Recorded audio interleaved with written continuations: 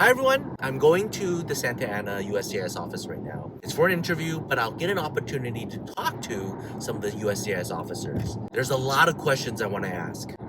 How has it changed based on the executive order that I know have completely changed the landscape at CBP with humanitarian parole, with ICE, with all the visa cancellations, with now this registration for all undocumented people? How has USCIS, the field office, changed? What is it like?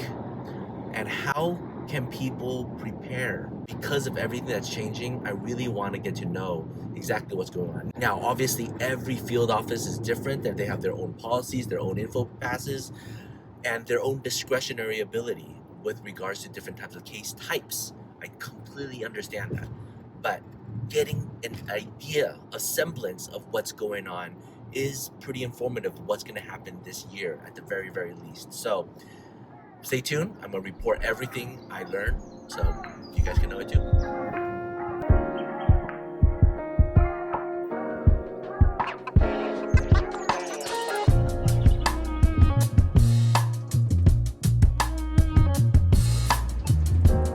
Pro tip, Google will take you here.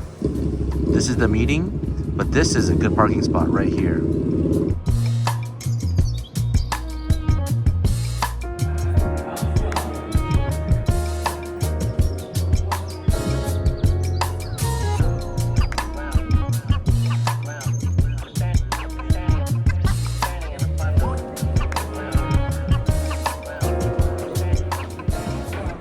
Boy, do I have tea to spill. All the questions I really wanted to ask, I didn't get what I thought I was going to get. The short answer to everything that I wanted to ask, is there going to be a public charge enforcement? Are they going to start denying almost all of these adjustment of interviews and applications? Are they going to be super strict? The answer was they haven't seen anything. And so it's a no. If you have an interview, at least as of now, and they're saying maybe in the next 3 months to 6 months, don't worry too much. Things should be as it was in the past year. And I'm like, really? But how and why? Right? Based on all the executive orders, based on all the changes, wouldn't there be like memos and things being planned out within USCIS field office as well as the service centers? And then the answer I got was actually pretty enlightening and surprising. The reason why no major changes is happening at these agencies right now is because everybody doesn't know what the heck is going on. And they are all uncertain what the future means. Here's why. At first, the federal layoffs did not apply to USCIS because USCIS is a self-generating money machine, right? They are in the positive. They have more money coming in. There's more work to be done. They've raised the filing fees. So USCIS was not on the list of the federal workforce which to cut down. And then suddenly they were, all of a sudden. So now nobody knows what's going to happen. And it was supposed to be last week where people were going to get the ultimatum. And so the scenario was, in the past few weeks, everybody was thinking, I might be laid off. I have a choice to take the buyout or not. And so the entire discussion is whether or not to take the buyout. And the buyout is $25,000 or 6 months pay and you don't have to do anything, or you have an early retirement if you qualify. Well, that's what the chatter has been about throughout the entire agency. Okay, mostly for the service center, but the field office very similarly, right? Yet, there's still a great lack of people. They still have a high demand of workers that they need to fill, because since the federal workforce shut down during COVID, a lot of people left already. A lot of people retired, and they couldn't hire that many people in the past few years. So even though they're ramping up, they're still nowhere near where they need to be. And so given that the backlog has significantly increased by over a year to 2 years. That's why USCIS is so slow, the processing, because you just don't have enough workforce. And we know all of this already.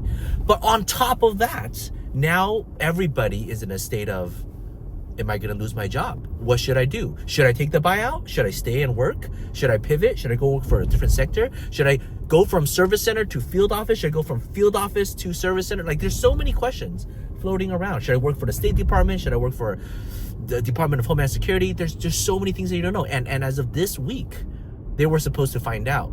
If they didn't get enough people to take the buyout, then they're gonna have to do forced layoffs. And if there's forced layoffs, then who is gonna do the work? They're not hiring, or at least Service Center is not hiring. And also, on top of that, they're trying to get rid of all the federal offices, right? And so if the federal buildings where service centers are housed, if those are obsolete, then where are they gonna work? Are they gonna hire more people working remote? Which they might. But what are the people who have already been hired, who's been here for the past 5-10 years, where are they gonna work, right? So there's a lot of questions floating around at every single level of USCIS field office as well as the service center. And that is why there hasn't been any active implementation of anything significant as to how applications are adjudicated, right? So we're talking about how the 45 is adjudicated, how the N400 is adjudicated, how all these different applications are reviewed and processed. There's already plenty of templates from the first administration and as well as now. And so they have enough to reuse the request for evidence, the denials, certain things. So certain simple things they can immediately implement, but no major drastic changes. Some of the new hires have been said to have read every single question that they're asking on the 45 and N400. But you know what? That's not an administration change. That's just a new hire not knowing what to do, and to be safe, they do exactly what it's supposed to be done. Where we've seen this in all the different other administrations, right? These new officers, they read through every single question, and each interview becomes a 30-minute interview. But that isn't because we have a new party in the White House. That's just a new officer. So we haven't seen major transformation across the field offices where they suddenly become super strict on any particular issue. So that's one thing to report. The main chatter everybody's talking about actually is much more networking, career driven. It's like, what should I do if I take the buyout? Where should I invest? What do I do with my pension? How does unemployment insurance work with the federal department? And so that was a lot of what the conversation was about. What is the future of immigration? Because nobody knows. Nobody knows what's going to happen. And there's too many people and there's too many things to get done. There's so much work that's already piled up in the past few years. And in the future, there's all these things that's going to be trickling in. And if there's less people doing it, then what's going to happen? So I think the takeaway that I got, and in which I was asked, and I'm imploring all AILA members and AILA community members to let their representative and let the government know that nobody wants the legal immigration system to shut down, but it is shutting down, right?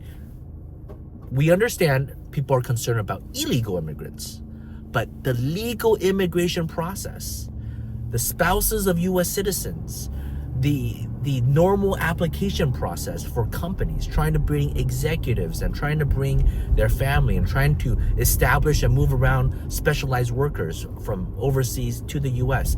That entire system is being shut down because of the lack of personnel, and nobody wants that, right? When you think about the legal immigration system, everybody's for it. It's broken and it's actually breaking further, and that's what the insiders, that's what the USCIS officers are telling us. And so I want to share that with the AILA community. Of course, everything might change in 3 months or 6 months, but at least today, that is the news that I got. Hopefully that was helpful. It's definitely very enlightening to me.